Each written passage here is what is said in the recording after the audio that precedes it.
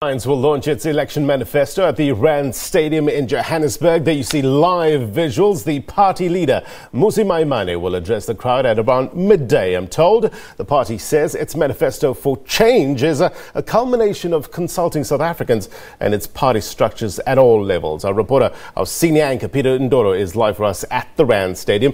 Peter, tell us, what's the latest there? Thanks very much indeed. Yeah, the Rand Stadium is really now starting to get pretty festive here. The stadium is starting to fill up quite a bit, and it's a sea of blue. Yeah, 20,000 people are expected to hear their party leader Mmusi Maimane deliver the party manifesto, the election manifesto, which is called the Manifesto for Change, and we're going to find out what the change means and what it might mean for you at home.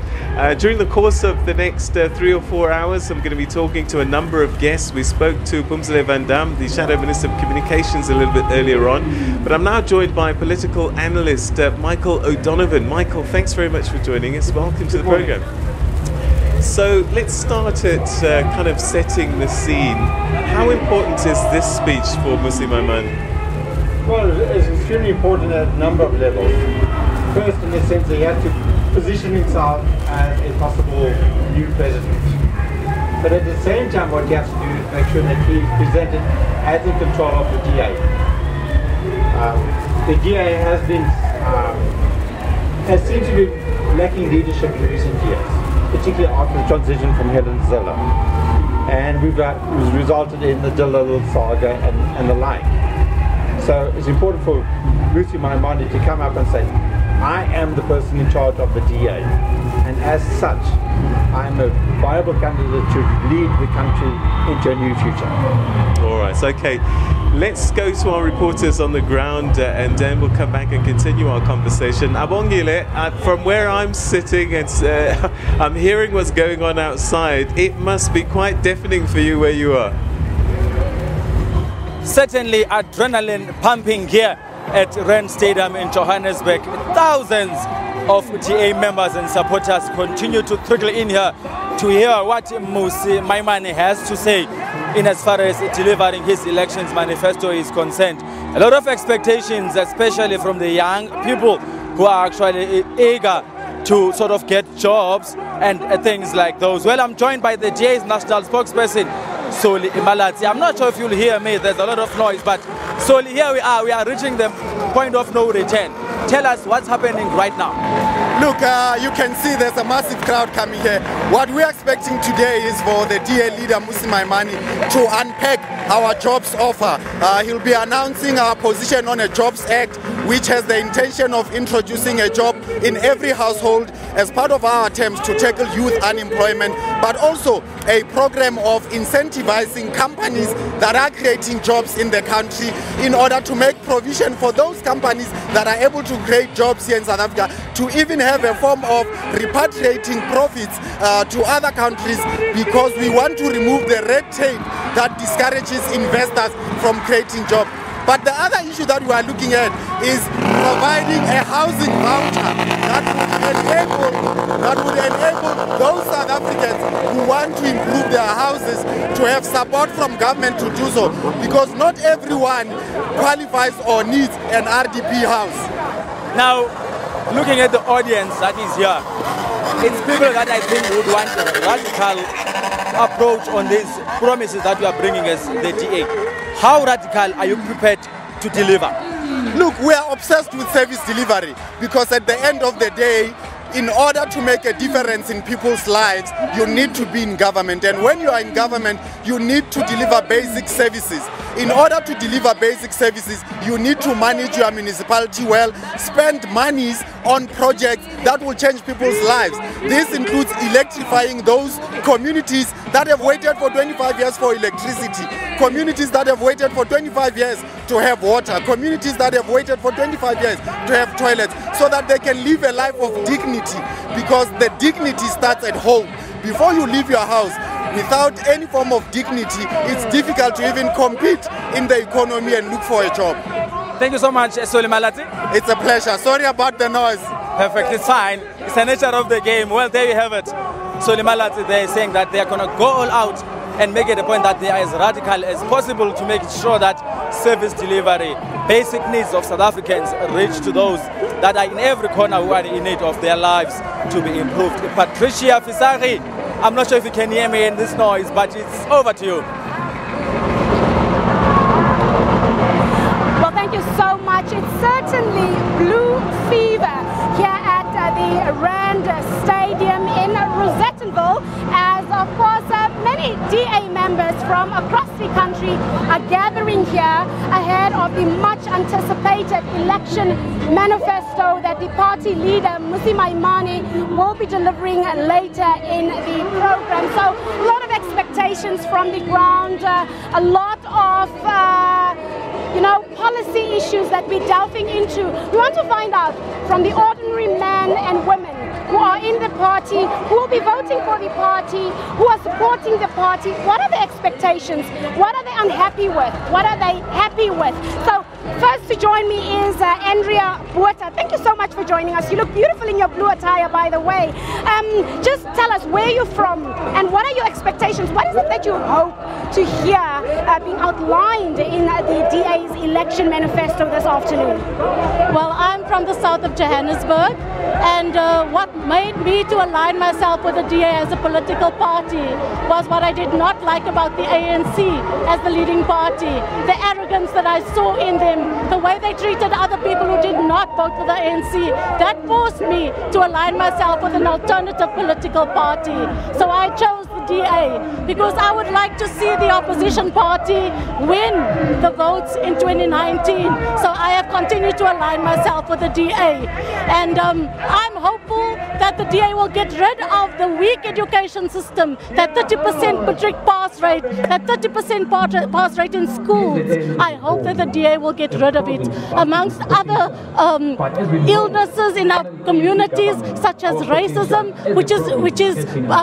we've put a bandage over racism, we put a bandage over the way we treat each other, and the way the money is spent. Our taxpayers' monies are spent without even thinking about the taxpayer, and I believe the DA can bring that change to South Africa. All right, there you have it. One of the DA members here on the ground, Andrea Buerta, giving us a very passionate encounter of what she expects and perhaps what she's unhappy with, and the reasons, the fundamental reasons that she believes have actually made her to put her confidence in the DA. You heard there, she feels very confident about education and also touching on the very sensitive issue of racism in the country, hoping that the DA will tackle that holistically. So let's speak to somebody else, another DA member that's joining us now, and this is Ndade Maitim Chonga.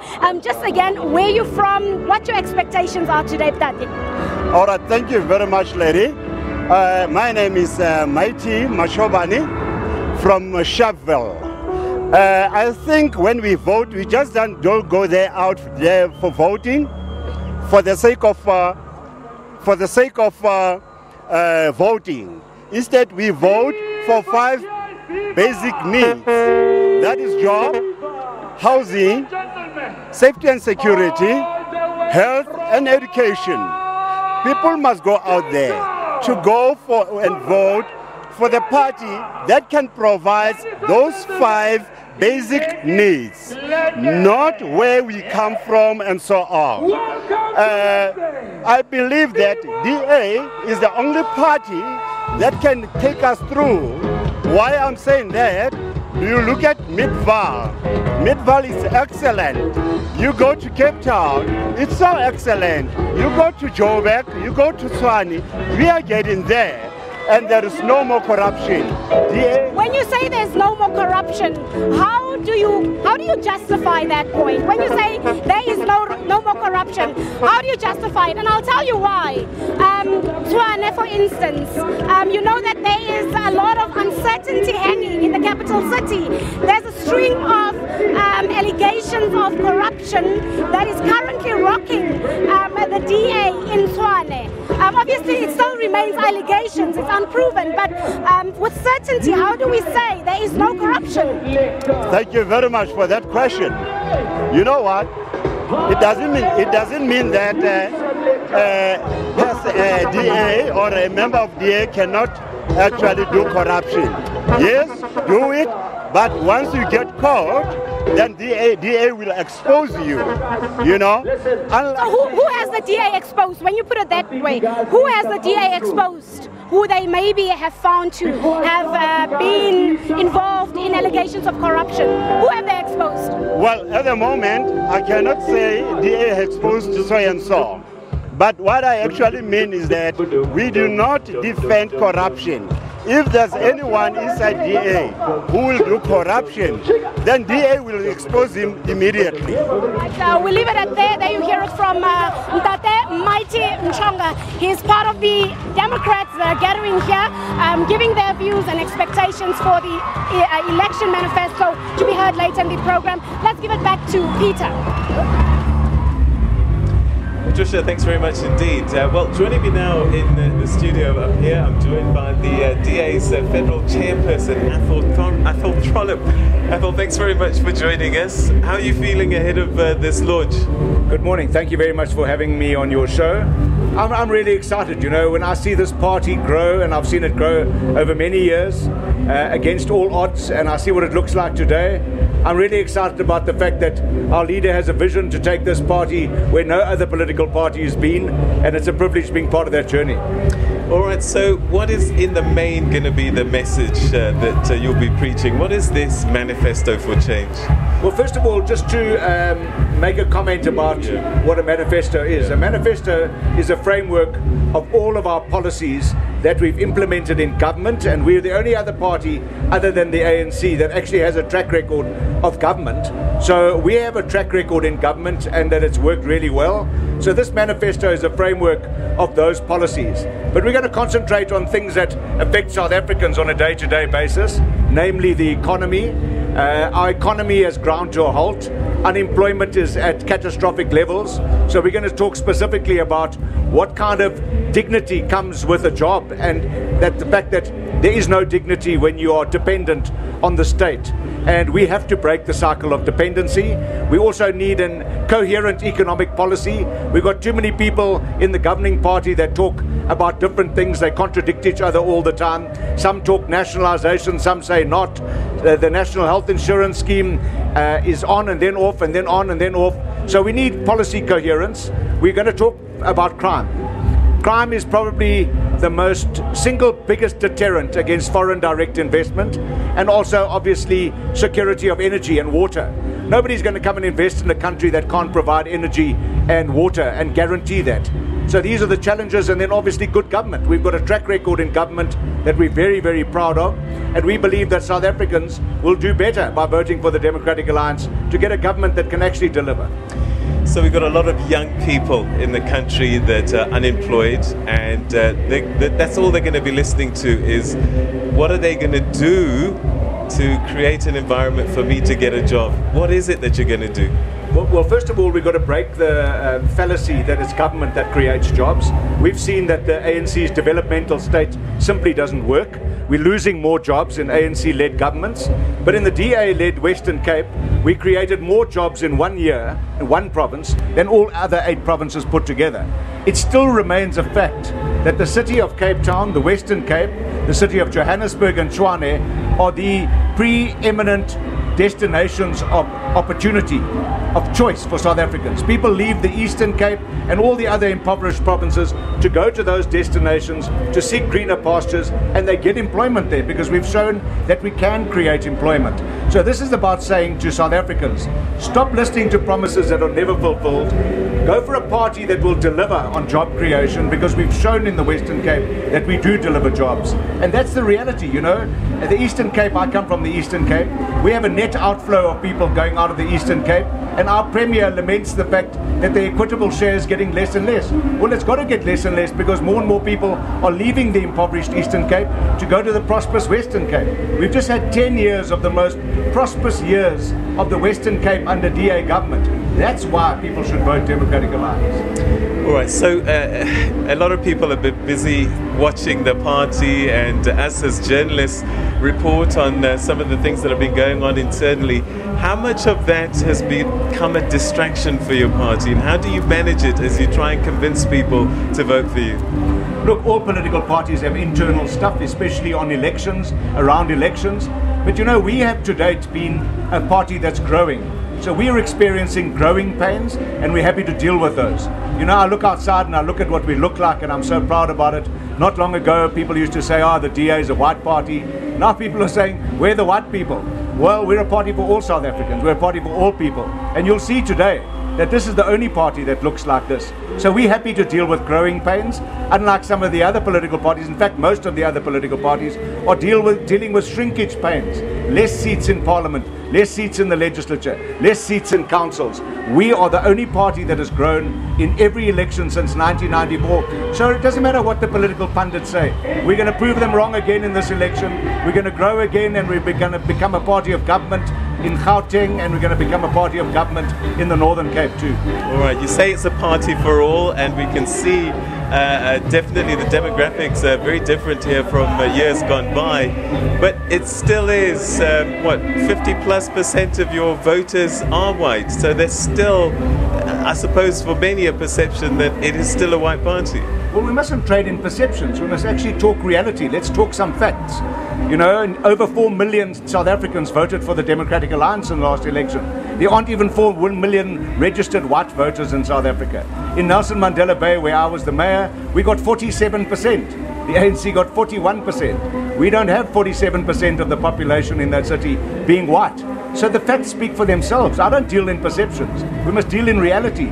And to the political commentators that say we're going to get less votes this election, look outside and watch the space, to quote somebody else. Watch the space. All right, it might be a little early to talk about coalitions, but this is something that's very close to you, having to deal with that in Nelson Mandela Bay Metro. Now, if the elections are very close, can you run a country in that kind of environment? Look, I think coalitions have become a worldwide phenomenon. Majoritarianism is something that's on the decline, and we're just going to have to learn how to govern in a coalition. We've learned some lessons, some very, very important lessons, that you actually need policy coherence and you need principles that are the glue in coalitions. Going into coalitions with parties that don't share your values simply doesn't work. So we'll have to be very careful about selecting our coalition partners. And I do believe that coalitions have got a future. South Africans have shown that we're prepared to work together, and when we work together, we're better together. So I believe that we can govern in coalition, and we will in the future. All right, you've talked about this steady increase over time in your support. How well do you think you will do in the next elections? I think we're going to do very well in the next election. I have no doubt that our objectives of winning Gauteng and the Northern Cape are realistic, because in 2016 we set ourselves on an objective to be the government in 4 metros, and we achieved that. Not one of the political pundits who said we were dreaming it would never happen even blushed. They never even apologized about it. We're not looking for apologies. We're looking for votes, and we're looking to become a government, and we don't make any apologies for that. We are determined to replace the ANC government with a DA-led government in South Africa. All right, so another big thing that's in play at the moment is the state of our SOEs. What is the DA planning to do in managing the state-owned enterprises? Well, look, you know, when Claudie Moussaneng destroyed the SABC, people said it was an individual. When Jacob Zuma was involved in Cape Capture, people blamed Jacob Zuma. It's not a mistake. It wasn't Claudie or Jacob Zuma. It's by design. This is a policy of the ANC's, the National Democratic Revolution, to take over all levers of the state. The Democratic Alliance believes in something fundamentally different. We don't believe that the state should control everything. We believe that we should privatize many of our state-owned enterprises, or at least have partnerships, so that there is a bottom line and that people have to meet that bottom line in order to keep them functioning and keep the electricity on. You know, the latest idea to break up Eskom is not going to change unless the president does something about those people who are directly responsibility for the mess in the state-owned enterprises. So we've shown in the DA that we're prepared to take action against senior leadership, and that we're not afraid of doing that, even though it might have short-term consequences, but in the long run, you have to have the courage to be able to deal with leadership at the top. Cutting off the toes when you should be decapitating something doesn't help. So we really believe in holding leaders to account, and where DA leadership is responsible for government, I think they do really well, and when they aren't doing well, we will replace them. We've shown that we have the courage to do that. So Eskom in particular, what would you do? Because load shedding is the biggest fear that people have at the moment, and businesses in particular. Well, you know, Eskom has pushed the economy to the fiscal cliff. Load shedding in Africa isn't the most inconvenient thing. If we lived in the northern hemisphere, it would be a crisis, because you can live without electricity in your home. And you know, we have many hours of sunlight in South Africa, but you cannot drive an economy with load shedding. So as you have an economy grinding to a halt, you're going to shed more jobs, and we already have 10 million South Africans without jobs. So we've been pushed onto the fiscal cliff by Eskom, and we see nothing being done by the government, nothing material, nothing substantial to change that. Independent power producers are still waiting to invest and to make sure that the lights don't go out, but there's incoherence about how we're going to work with them. We believe we should be working with independent power producers. We believe that we should prioritize aspects of Eskom and have partnerships so that they know that the bottom line, if they don't provide power, they will go bankrupt. Now the state simply just keeps bailing out Eskom and SAA and SABC. Those days are coming to an end because we've run out of money. All right, and then perhaps one final question. Health is another area that's very important to South Africans. You guys don't want anything to do with NHI. How do you provide health without insurance for everybody? Well, first of all, we don't trust the ANC in providing any kind of health to all the people of South Africa. The ANC can't even stock clinics, let alone run an NHI. We also believe that we should be training our own doctors. We're forever exporting doctors out of this country and importing Cuban doctors. We make it impossible for all South Africans, young South Africans, to be taken up at medical school. Only certain people are taken up. We can provide the best doctors in the world for South Africans by South Africans, because our doctors are sought after all over the world. So we must stop having these quotas and these mindless obsessions with BEE. We believe that broad-based black economic empowerment, if applied properly, will empower this economy, but it's not applied properly, and we've seen it failing time and time again. We believe that every South African should be given an opportunity to become a doctor, whether you're white, whether you're black, whether you're colored, whether you're Indian. White aspirant doctors should not have to go abroad to study. We should let them study here and to provide the health care that we need. But you cannot trust a government that can't even keep the clinical conditions in hospitals conducive for recovery, patient recovery, to run a national health insurance scheme. They simply don't have the capacity to do that. All right, Athol Frolip, that's where we're going to leave it. Thanks very much indeed for joining us. Thank you very much. Appreciate it. All right. So out there as well is Patricia Fasaki. Let's cross to her now. As you can see, the blue wave that's filling the Rand Stadium here in Rosettenville. Of course, the party's tagline is a better South Africa for all. And here we see young and old, black and white, that have gathered since this morning, of course, in sheer anticipation to hear whether Mmusi Maimane will be touching on their respective priority points. And of course, we speak to the elders in the party, the people who were here before democracy and the people who have been here over the past 25 years of democracy. So right now, I'm speaking to Mama here and find out from her, why is she here today?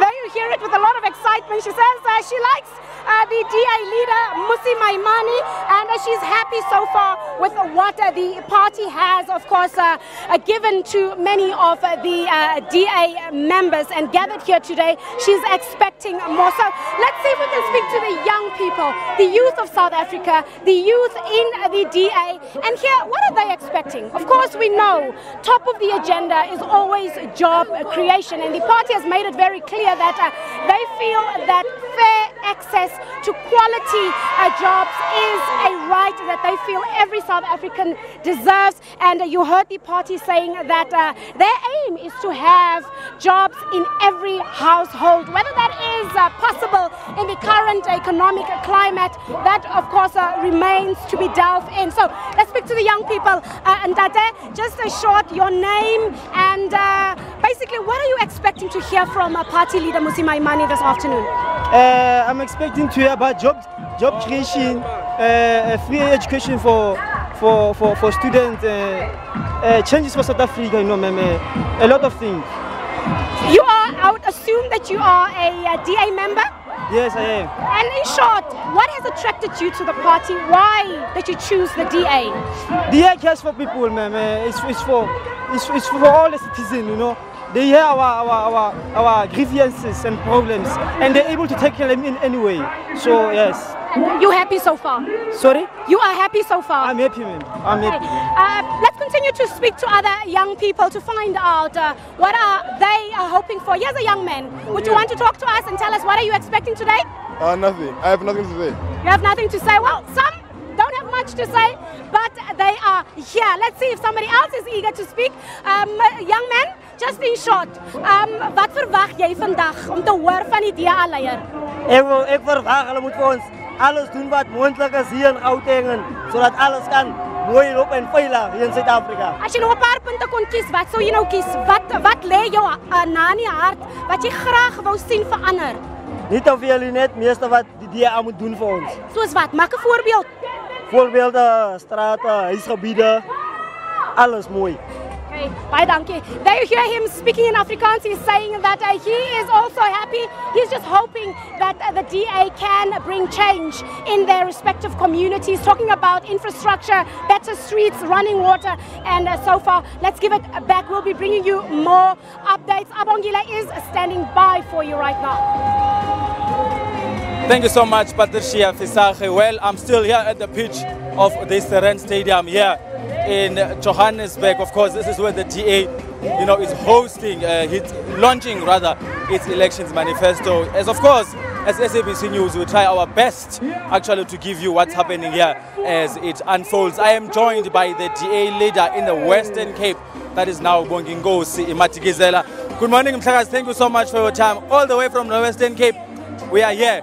What's that thing that you're looking forward to when Maimane takes to the podium? I mean, I've already found it. The excitement that is here, and as you can see, people are coming in numbers to be part of this very, very important launch, preparing for the 8th of May, and I feel very positive. I mean, the atmosphere here is electrifying. Well, Western Cape has not been without challenges. There's been ups and downs there.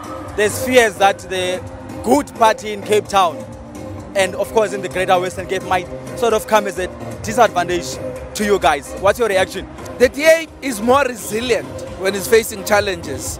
I mean, it's not the first time, we are facing challenges. In fact, if you look at what is happening now in the Western Cape, we are turning things around. People know what they have in the DA. They know what we did in the last 10 years. And we are now engaging people on the ground. And I'm very happy, to see, the changes, the mood, from the people. And I'm quite confident that despite minor challenges that we face, over the last couple of months, we will retain the Western Cape with increased majority. What are you, as Bongingosi Matikizela, as the leader of the party in the Western Cape, bringing to the fore that will make you remain in power in the Western Cape at least? Well, what we've been doing, since, the challenges, we've been preaching the message of unity. More importantly, we've been saying to our voters and our supporters and our leaders, let's be on message. Let's communicate the message of hope for the people of the Western Cape and for the people of South Africans. I think it's easy for you to entertain the challenges when we are facing them. But I think the mindset, to change the mindset of people to focus on what is important, because what is at stake here is South Africa.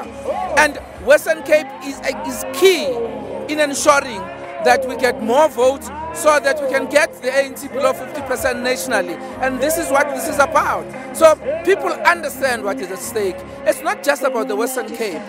This launch must culminate, into an election in the 8th of May where the DA will emerge victorious. And this is what we've been preaching to the people of the Western Cape.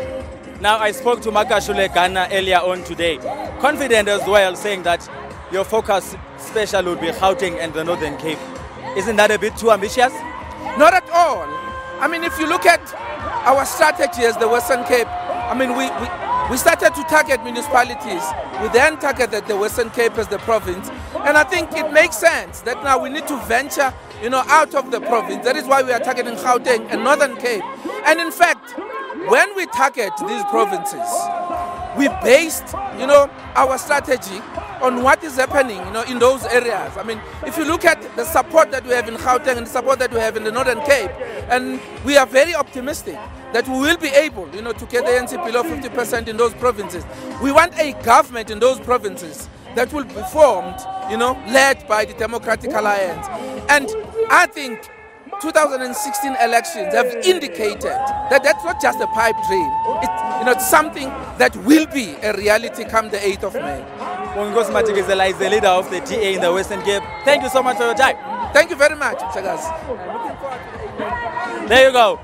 Bongos Matikizela there actually highlighting and actually adding on to what Makashule Ghana said earlier on about their, their goals that they've set for themselves to actually take the Northern Cape and Gauteng province. With that, let's take you back to our studios in Auckland Park. Look, it's tough to capture the imagination of an ever-changing electorate, and that's what the DA is trying to do, and many other parties are trying to do at the 2019 election. So let's see how it plays out.